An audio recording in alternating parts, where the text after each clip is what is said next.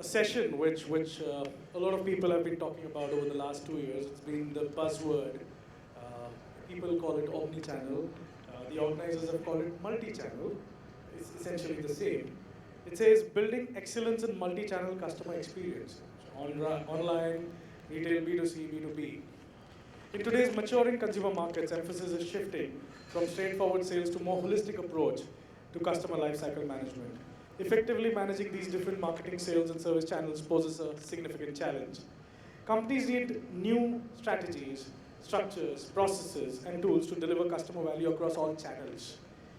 A multi-channel integrative customer model that delivers customer value and significant return on investment requires both a strong understanding of customer preferences, which is possible today with a lot of data in hand, provided you collect it the right way, and behaviors and a robust IT architecture that supports the overarching customer relationship management strategy.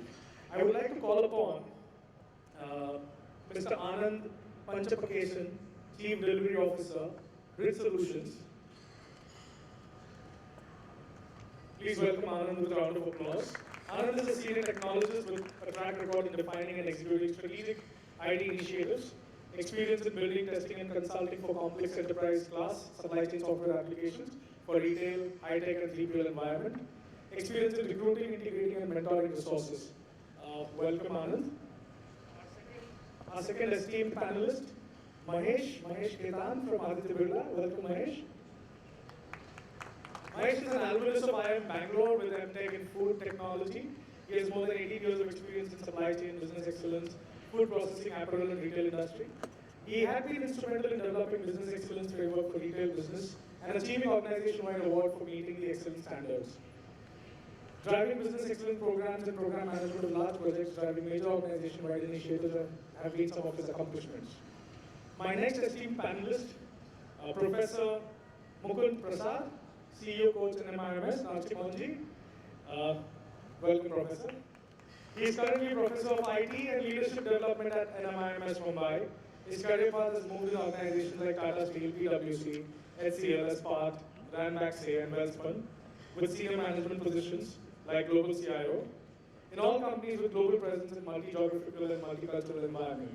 His expertise in business transformations with technology, managing, run, grow, and transform, change management, and cultural integration cutting across geographies and countries. We are highly honored to have you here, Professor. Our next panelist is Mr. Vaibhav Dabhade, founder and CEO Anchanto. Welcome, Vaibhav, to the panel. Vaibhav has been an entrepreneur, salesperson, team builder with a strong ambition of building enterprise business in Asia. I happen to meet your people, Vaibhav. It's a great bunch of people. And I have our moderator, our esteemed Abhijit Chaudhuri, the CEO of Milestone Consulting. Thank you, Abhijit. Over to you.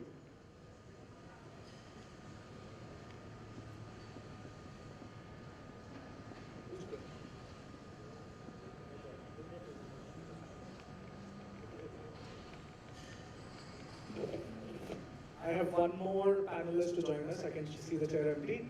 The name is Aditya Verma from Athena Supply Chain Lab. Aditya was the global VP for Lava. Aditya is an alumnus of the National University of Singapore.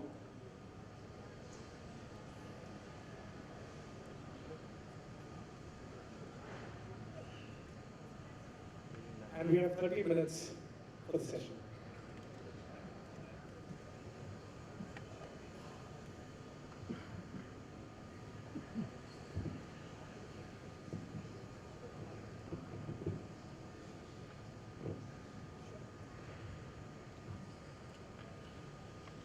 Good evening, and it's a real honor to be sitting amidst such special people. And of course, as was said, that this is possibly the event that everybody is looking up for. And B2B, B2C, things which have actually changed the meanings of supply chain management and logistics in this country. I think suddenly we realize that India has become the heartthrob for the world in terms of doing business, and I think largest part of it is coming through the retail and the e-commerce areas. Now, I have, now there are different expertise being presented over here. And let me open this session by asking Anand, multi-echelon inventory optimization, large, meaningful words for supply chain management. And that's something which is actually at the backbone of any kind of a strategic shift in terms of business management, looking at it from supply chain management and logistics. What are your takes on this? Hello. Am I audible?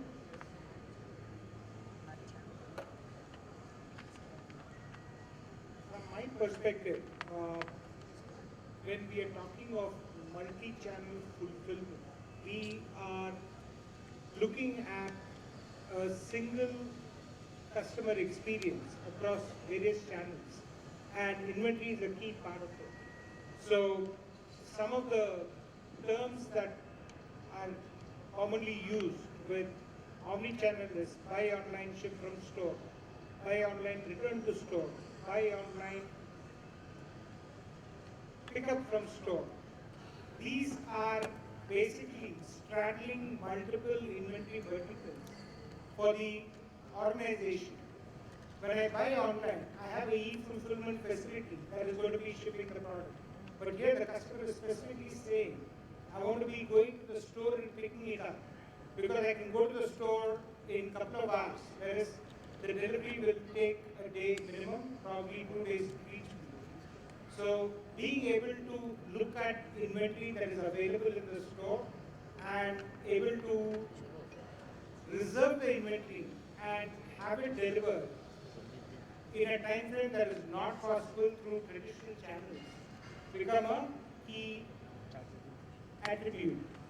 The other point that also needs to be validated is the customer experience. If I go to the store and I see a price, and I see a different price on the online channel, which is typically the case with a lot of products that you see online. It's cheaper online than at the store. So that is again something that people don't want to see, because if it's going to be cheaper online, why would I ever go to a store? And what happens to traditional retail businesses that have a brick and mortar store that is trying to go online? So the customer experience has to be consistent across the board, and it doesn't matter where the inventory is. How is it most efficient to reach the customer is what we're looking at. Vaibhav, there is this excellent performance for the business to customer in India. I think in terms of what's been done by the e-retail segment, I think it's been an eye-opener for many people. And if you really look at it, comparing the cost and efficiencies in business to business and business to customer, we find that business to customer in all respects is possibly streets ahead of business to business in terms of performance, in terms of investment, in terms of technology, in terms of the aggressiveness, everything together. Now, as someone who's literally building logistics as a service as the focus area, what is your opinion? How should we be moving? I mean, why is it that the large customers, the corporate customers find it extremely difficult to buy a cheap ticket? While if you and I have to do it, we can actually go to the portal and buy the cheapest ticket. So this is something which is to be a deep dive is needed in that. So if you can share your ideas on this. Sure. I think I'm mic, so it should be fine. A quick introduction. So I come from a very, very conventional logistics family. My grandfather started the first trucking business in North Maharashtra near Ajanta caves,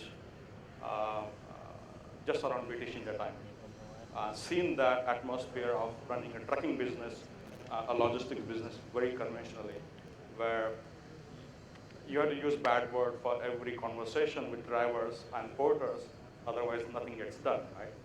And then I see a different side of it, which is a completely B2C logistics. So why does a B2C has so much of flair and ticket size and an efficiency element there as compared to B2B? Because the current model of logistics is broken. Uh, it's designed for B2B. It's not designed for B2C. You have to ask a very fundamental question. The India Post exists. A large logistics courier company exists in India. But why Flipkart has to start e-card? Why delivery has to start a new age logistics company in India? Because the existing companies, the way they're designed, the way they operate, the way these companies are managed, is a very, very conventional. It is not built for B2B. It doesn't have an agility. It doesn't, as a B2C, it doesn't have an agility. It doesn't have a thought process, KPI matrix, and technology underlying, and interest from the promoters of the companies to serve that consumer segment. It also goes the way the India policy has been set up. I'm based in Singapore for the last 15 years. I see a very different contrast as compared to India and Singapore, Hong Kong, even UK. The B2B to C distribution is heavily controlled. There is this FDI policy there that certain things can be FDI allowed, certain things are not FDI allowed. So B2B logistics part of it, the servicing element of this, the companies which service that segment, have been constrained the way that the businesses and the commerce between them is designed. If that opens today, I'm pretty sure a large number of logistics companies that are in B2C today will move into B2B. If you see examples in the market, where this happened very, very recently, for example, Singapore, logistics companies that were doing last mile delivery are now moving into B2B delivery because B2B deliveries are much more higher margin business as compared to B2C deliveries. And the relationship and customer acquisition service cost is much lesser in B2B deliveries to logistics as compared to That's great. I mean, it's really very plausible that things are, even in India, possibly things are going to be moving that direction. Absolutely. I suppose with GST rolling in, there's every possibility of that. Mahesh, from fashion retail is one of the areas where possibly largest part of your upstream would be small and micro entrepreneurs. Large number of them maybe in different ways of looking at it.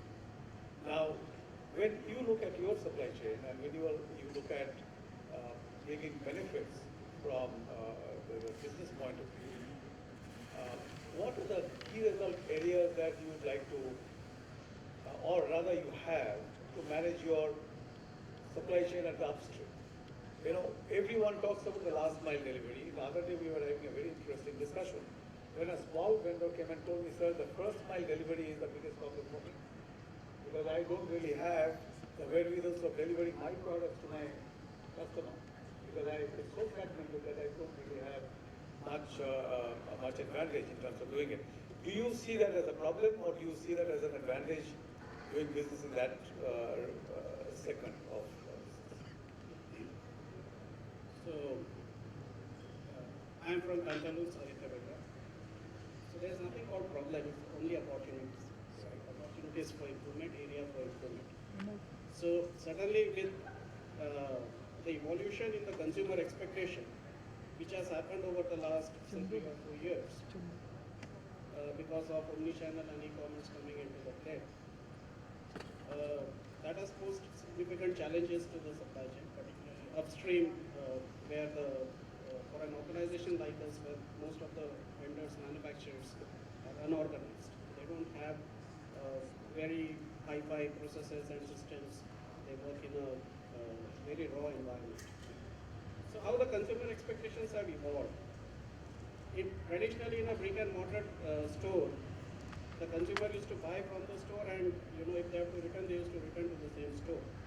But in an omni-channel environment, the consumer buy online, pick from the store, buy online, return at the store, return at their home, and so on. So this entire inventory needs to be moved, managed, as Anand has mentioned. The inventory needs to be managed, and we have also heard from other speakers since morning. what all the initiatives which the organizations are taking in managing the inventory. Now, having said that, the supply chain begins from the upstream vendors and the manufacturers. Pantaloons works with 300 odd manufacturers to manufacture the garments for them. We ship around 4.5 crores of garments every year. So 4.5 crores of garments are manufactured, they are shipped to our warehouses, they are shipped out of our warehouses, and then whatever is not sold at the end of the season sale, it is brought back to the warehouses, refinished. In between also returns happens, inter-warehouse transfers, inter-store transfers and so on. So it had already been a complex supply chain. And with coming in of e-commerce and omnichannel, the complexity has gone up multiple times. Now, excellence has to be brought in each and every node of the supply chain to make it successful and to ensure that the expectations of the consumers and all the internal customers, B2B customers and last mile customers are taken care of. So, how do you manage 300 or manufacturers which vary from very professional organizations like Urban Limited to small manufacturer in Thane or Bhiwandi who works with 50 odd sewing machines and manufacturing the garments, having no processes systems, no software. So it starts from the vendor management partnering with the vendors. So what we did is we started having this vendor meets. We used to have it annually. We started having it for 10 years. We started sending our teams to train the vendors. We changed the packaging norms. We heard them and we worked out